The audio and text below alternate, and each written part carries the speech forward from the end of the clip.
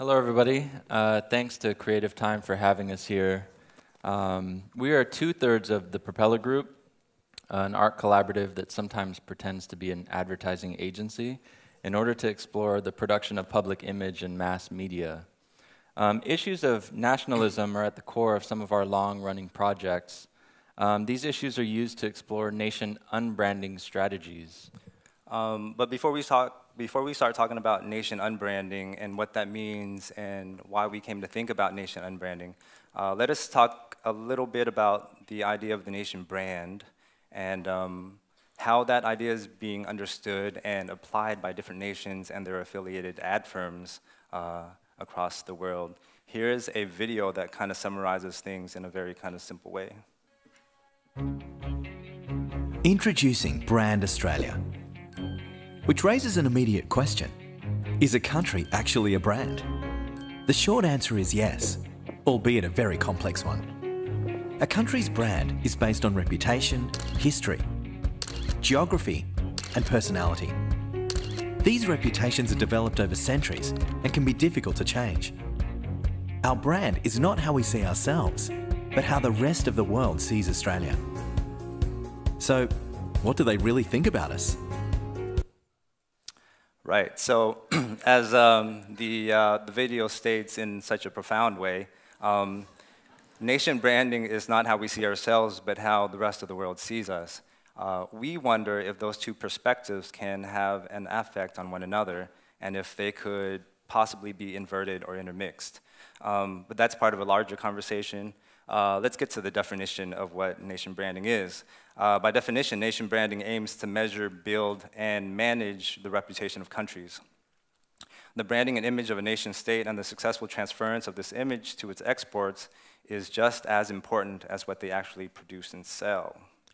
Simon Anholt coined the term nation brand over 15 years ago, and since then both advertising agencies and nations have treated countries just like any other product.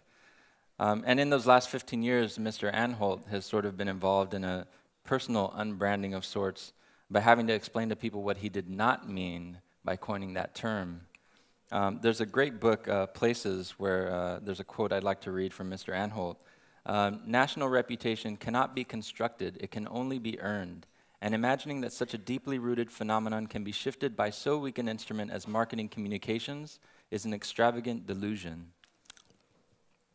But contrary to what Mr. Anholt is saying, these big advertising agencies are still being hired by different nations and countries around the world to produce and create these multi-million-dollar communication campaigns to brand and rebrand countries. So what do these multi-billion-dollar, million-dollar campaigns look like to brand nations? This is an excerpt of a current campaign by Saatchi & Saatchi, a global advertising agency, for Australia.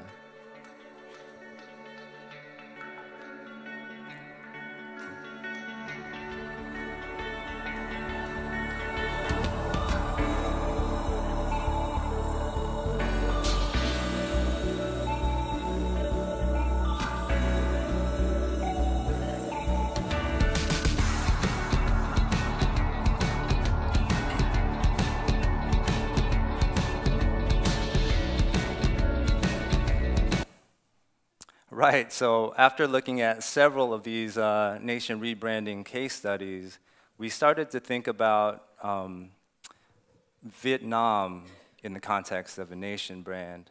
Not only because we have personal ties to the country, but because conceptually we thought it had there was a lot of material to work with there and a lot of grounds to explore.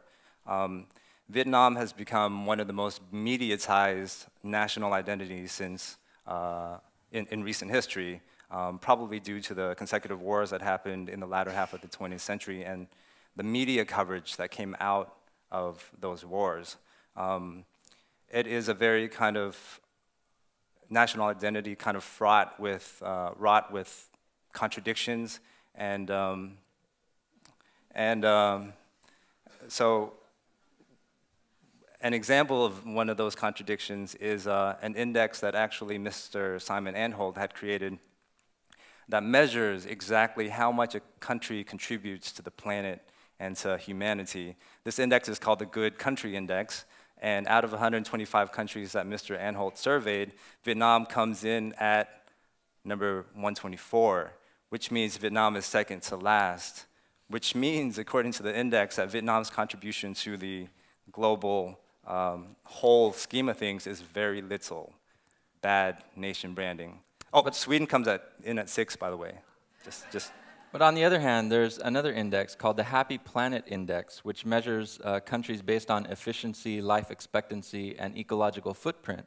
And this has the completely opposite results, where Vietnam is second to the top.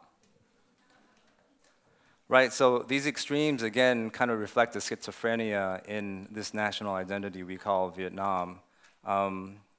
But do these indexes really reflect how the world sees Vietnam?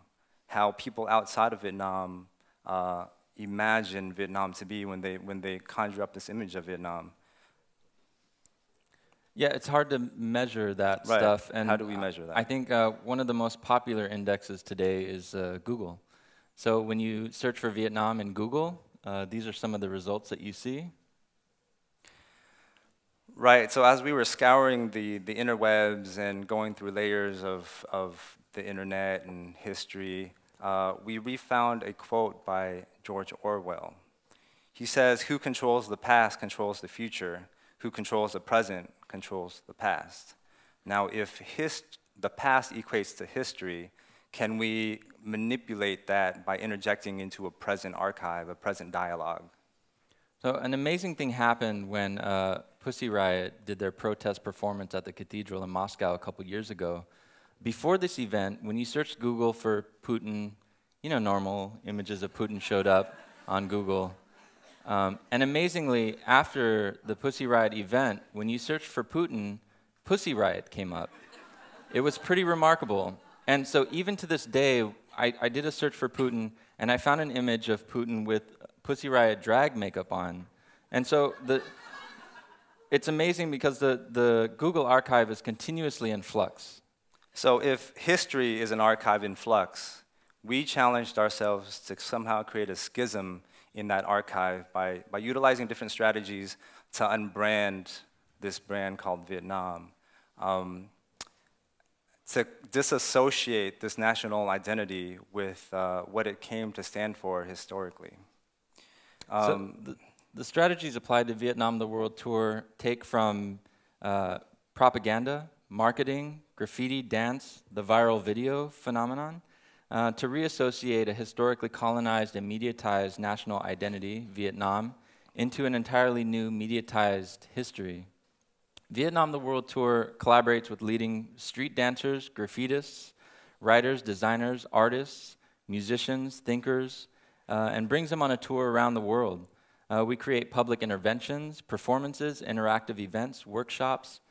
We even give away T-shirts, tote bags, stickers, anything that we can do to penetrate the cultural and social media spheres, both physically and digitally. And of course, all of this is accumulated and archived via photography and videos and distributed online. This next video that we're going to quickly show is an example of some of the videos that we've created as part of it on the World Tour. This video is a documentation of a public performance that resulted in a public mural in Singapore. Now, if any of you are familiar with the kind of laws regarding like public artwork in Singapore, you'll appreciate what we've done here. It's a collaboration with El Mac, who paints these beautiful, photorealistic, large-scale murals. I'll just get to the video. We're running out of time, but check it out online.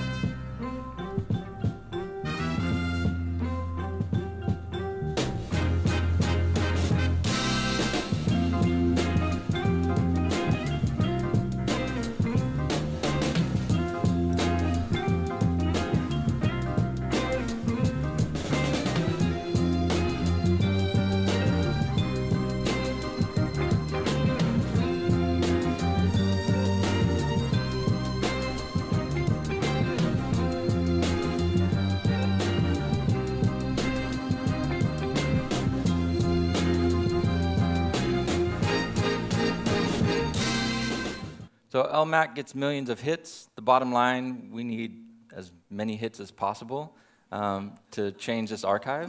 I think we're running out of time. But I wanted to, before you guys go to lunch and go anywhere, we have some tote bags that we'd like to give you courtesy of LMAC and artist Shamsia Hassani from Kabul. She's a graffiti artist there. We also have some stickers, and we'd like to pass some out. Join the movement. Thank you. My takeaway from this is rebranding works. That is, you can take any place and turn it around into a brand. And why is it working? What do you do? And at the point, it seemed like you were saying, well, rebranding doesn't work. And then suddenly I heard you shifting the discussion, saying, actually, it works, and we're trying to make it work. Well, I think part of the debate that we have and the kind of, during the research that we were doing in regards to Simon Anholt and the guy who coined the term nation branding, was that this is what advertising agencies do. They'll take an idea and they'll just like blow it up, right? We grew up as graffiti artists and we hated advertising since we were like little kids. We just inherently hated it because it kind of colonized our space. But we recognize the power of these advertising companies. There is power there. And for them to take this idea completely away what Simon Anholt was trying to talk about and make it into something that's very big and influential now is what they do. It's the power. And it works. Okay, good. Thank you very much.